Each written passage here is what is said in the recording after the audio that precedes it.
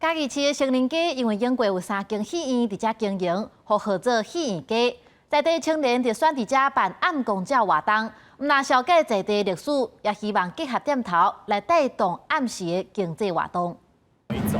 所以这里是日治时期的南座戏院，然后是国民政府的国民戏院。向参加活动的民众了解沿路看到的建筑甲历史。19到20暗时，伫嘉义市的成人街有举办暗公教的活动。都让人员带民众了解以前的戏院街啊，历史的建筑物有了景深，就是有了它背后的故事，然后让我重新认识我自己的故乡。这条街道上有3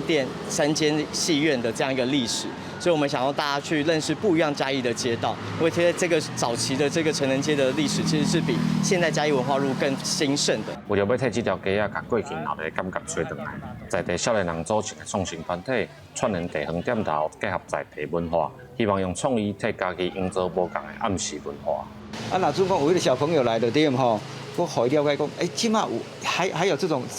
地方可以买东西。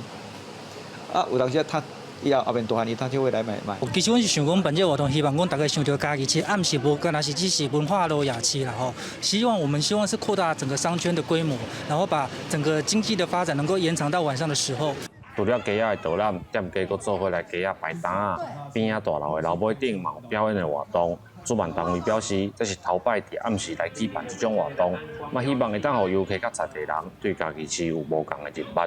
记者林伟霆，嘉义报道。